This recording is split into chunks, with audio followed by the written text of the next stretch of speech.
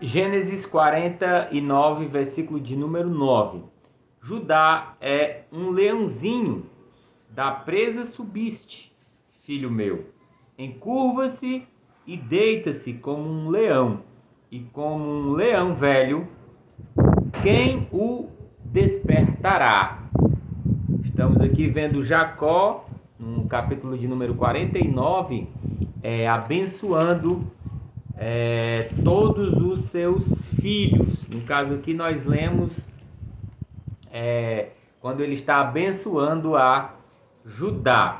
Vamos ver 5 homens comparados a animais. Você está vendo aqui, Judá é como um leão. Você vê Benjamim é como um lobo que despedaça. Vamos ver aqui os demais, as comparações de homens com animais. Vamos começar aqui. Na bênção que Jacó proferiu sobre os seus filhos, vemos que 5 deles foram comparados a animais. Isso está em Gênesis 49. Judá foi comparado a um leão, Issacar a um jumento, Dan a uma serpente, Naftali a uma serva ou gazela e Benjamim a um lobo. Certamente as características de cada um desses animais podem aludir ao comportamento, ao caráter e à influência de cada um desses filhos de Jacó, certo? Quando nós percebemos essas características nos filhos de Jacó, nós podemos entender no decorrer da palavra de Deus as características de cada tribo, porque todos os filhos de Jacó deram-se os nomes às tribos de Israel. Durante toda a Bíblia você vai ver falando de Dan, de Naftali, de Zebulon, de Issacar, de Benjamim. Então, para poder entender, quando estiver lendo esses textos lá na frente, você vai compreender as características aqui nesta bênção de Jacó para com os seus filhos. Judá foi comparado ao leão, que nós acabamos de ler. O leão é o quê? Símbolo de liderança, força e majestade. Judá simboliza os cristãos que possuem capacidade de exercer cargos de liderança. De fato, percebemos a tribo de Judá sempre exercendo a liderança sobre as demais. Aqui você entende que a partir de Judá vieram aqui o rei Davi, né? Veio da tribo de Judá. Nós vemos o próprio Jesus vindo da tribo de Judá. O exército de Judá sempre possuía um contingente maior do que as demais tribos. Você vê isso em Números capítulo 2, versículo de 1 a 4. O estandarte do exército de Judá possuía a insígnia de um leão e sempre marchava primeiro. O salmista revela a escolha divina de Judá, dizendo: antes elegeu a tribo de Judá, o monte Sião, que ele amava. Salmo 78, versículo 68. Mais tarde, desta mesma tribo saiu o grande leão da tribo de Judá. Você vê isso em Apocalipse 5 e 5. Jesus Cristo, o nosso Senhor. Então, para poder entender alguns textos lá na frente relacionados às tribos de Israel, você vai precisar ler com paciência aqui o capítulo de número 49 de Gênesis. Issacar foi comparado ao jumento. Você vê em Gênesis 49, versículo 14. O jumento é símbolo de quê? De força e muito trabalho. Issacar simboliza os cristãos que possuem voluntariamente para executar qualquer tipo de serviço na obra do Senhor. A tribo de Issacar sempre se mostrou voluntariosa para a obra do Senhor. E também seus vizinhos de mais perto, até Issacar, Zebulon e Naftali, trouxeram pão sobre jumentos e sobre camelos, e sobre mulos, e sobre bois, provisões de farinha e pastas de figo, e cachos de passas e vinho, e azeites e bois, e gado miúdo em abundância, porque havia alegria em Israel. Esse é um texto de 1 Crônicas 12 e 40. Dan foi comparado ao quê? A uma serpente. Isso está em Gênesis 49, versículo 17. A serpente é símbolo de quê? De sagacidade, esperteza e prudência. Dan simboliza os cristãos que agem com sagacidade e sutileza para com as pessoas à sua volta. E é fácil encontrar muitos desses no ministério e entre o povo. A tribo de Dan sempre foi astuta e sagaz na forma de conquistar suas terras. Também foi a primeira tribo a enveredar pelo caminho da idolatria. Você vê isso em Juízes 18, do 1 até o 31.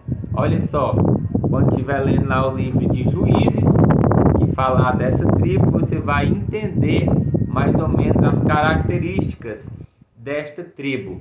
Naftali foi comparado a serva ou gazela, no versículo Gênesis 49, versículo 21. A serva é símbolo de quê? De delicadeza e serenidade. Naftali simboliza os cristãos que possuem cultura, educação e serenidade no trato para com as pessoas. Naftali sempre aparece como uma tribo pacífica e calma na história de Israel. Também era prestativa no auxílio das demais tribos. Você vai ver falando da tribo de Naftali em Juízes 5, 18, 1 Crônicas 12 e 40. Olha só, irmãos, que maravilha, como é que Jacó iria adivinhar, né, ali na hora da bênção. Então, quando Jacó abençoava, era o próprio Deus usando a boca de Jacó para descrever as características dos seus filhos. Benjamim foi comparado a um lobo. Gênesis 49, 27. O lobo é símbolo de astúcia e ferocidade contra a sua presa.